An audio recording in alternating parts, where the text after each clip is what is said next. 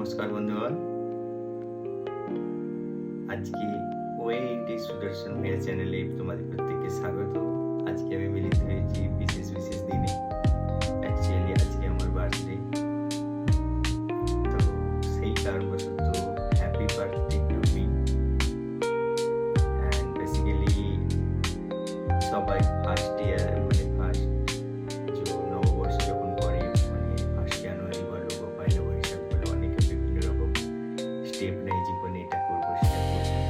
আমার ক্ষেত্রে স্পেশাল দিনটা হচ্ছে আজকে 7ই আষাঢ় 22 জুন। দেখতে দেখতে 30টা বসন্ত পার করে 31 বছরে পা দিয়েছি আমি। তো সেই দিক থেকে অনেক কিছু জীবনে দেখেছি, অভিজ্ঞতা হয়েছে। সেই হিসেবে আজকে জাস্ট তোমাদের মধ্যে যে ছোটখাটো যে সুন্দর সুন্দর মুহূর্তগুলো সেগুলো শেয়ার করতে এসেছি। আর প্রথম কথা তো বলে দিই, আমার যে গুরুজন মা বাবা, তাদেরকে সশ্রদ্ধ প্রণাম।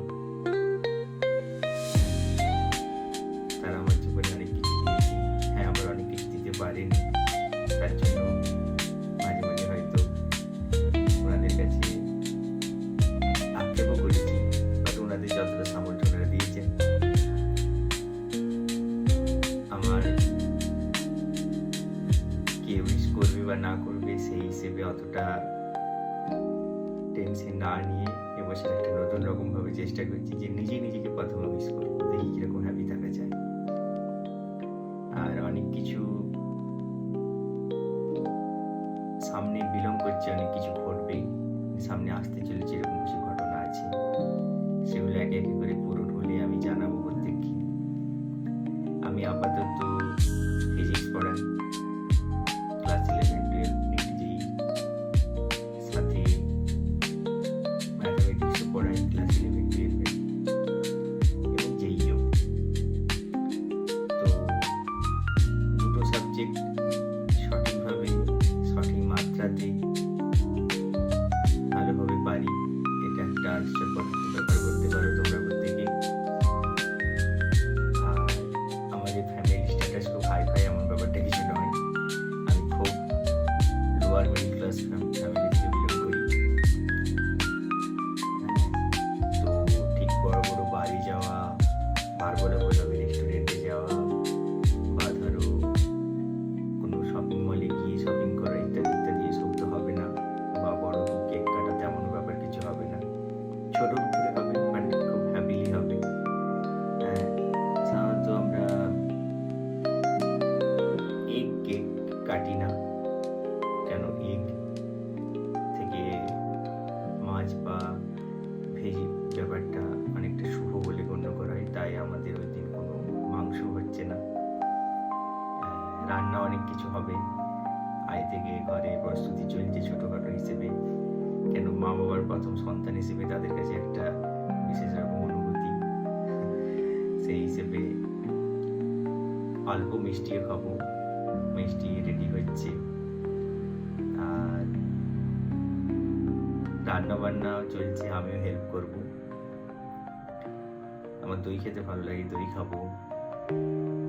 রান্না করতে খুবই ভালো লাগে, আমি রান্না খুব ভালো পারি, রান্না করব। হ্যাঁ, পোশাক অলরেডি নতুন কেনা হয়ে গেছে, নতুন পোশাক পরবো, মজা করব। সাথে পড়ানো আছে, তাদেরকে পড়াবো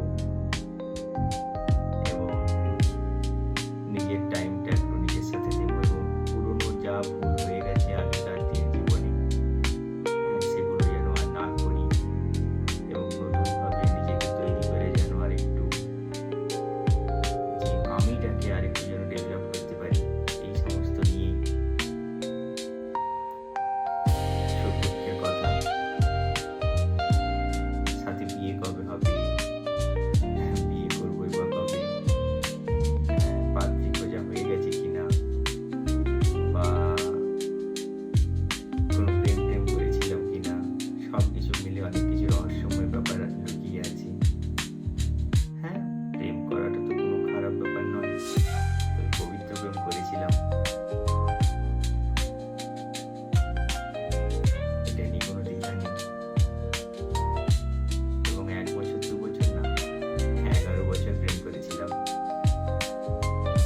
যাই হোক, সেসব নিয়ে পরের কথা তারপর বলবো কখনো। মানে প্রেম করেছিলাম বলে ভুল হবে, প্রেম করেছি। 11 বছর মানে কম সময় নয়।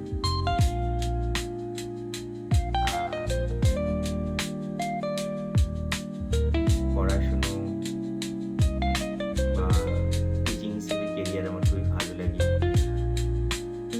আমি খুব সহজে অতি অল্প সময়ের মধ্যে স্টুডেন্টদেরকে কঠিন জিনিস শিখিয়ে দিতে পারি। এটা একটা আমার আলাদা স্পেশাল বৈশিষ্ট্য বা ক্যারেক্টার বলতে পারেন। মানে আমি যদি সারা বছরে 1 ঘন্টা ক্লাস না নিয়েও যদি 10-15 মিনিট করে ক্লাস নিই রেগুলার, মানে 2-3টে ডেটে, তাও আমি সিলেবাস সমান মাত্রায় ভালোভাবে শেষ করে দিতে পারবো। অর্থাৎ বইয়ের জটিল যে জিনিস বা যাই বলো না কেন, তাকে অত্যন্ত সহজভাবে আমি তুলে ধরতে পারি। এটা একটা আমার ভালো গুণ।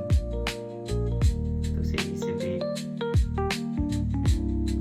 বিশেষ তো কিছু বলবো না, মিনিট 10-এর মধ্যে ভিডিও শেষ করবো। কেন পার্সোনাল ব্লগে এত টাইম দিতেও পারা যাবে না। এবং সব থেকে মজার ব্যাপার, নিজের বার্থডেকে নিজেকে প্রথমে উইশ করে নিয়েছি। তারপরে কেউ করলো কি না করলো কিছু এসে যায় না। জীবনে অনেক বড় বড় অভিজ্ঞতা হচ্ছে। যারা কাছে তারা দূরে চলে গেছে, যারা দূরে তারা কাছে এসেছে।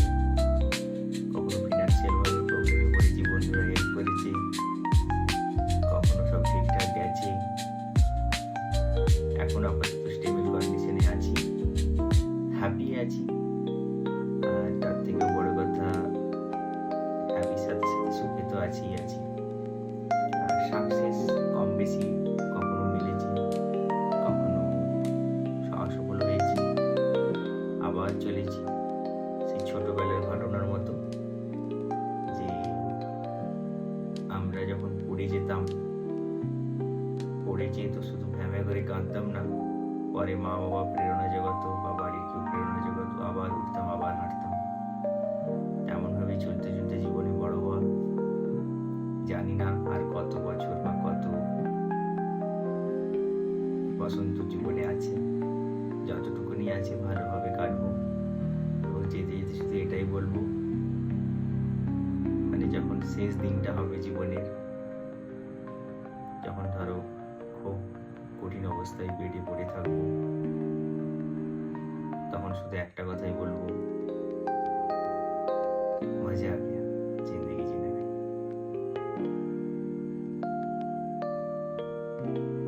তো যদি বলে উইশ কি জীবন, যে একটা কোনো বলবে যেটা এই জীবনে হয়নি, হ্যাঁ এটা বলতে পারি। আমি আবারও গরিব বা দরিদ্র ফ্যামিলিতেই জন্ম নিতে চাই, সেটাতে কোনো সন্দেহ নেই। কিন্তু এইবারে শুধু একটাই ঈশ্বরকে প্রেরণা করবো, প্রার্থনা করবো, সেটা যেটা যে এবারে যেন সব কিছু টাইমে মিলে যায়, এত যেন দেরি না। মানে অনেক কিছু জিনিস যেন আমি দেখতে মিলেছি, বাট এটাই বলবো যেন সব কিছু সময় মিলে যায়। আমার নিজের পার্সোনাল লাইফ, পার্সোনাল অভিজ্ঞতা উঠে আসা, যা তোমাদেরকে মোটিভেশন করবে, ব্লগের মাধ্যমে আমি তোমাদের কাছে নিয়ে যেতে চাই। আর যারা ভিডিও দেখছেন বা দেখছো, তাদের সকলকে আমার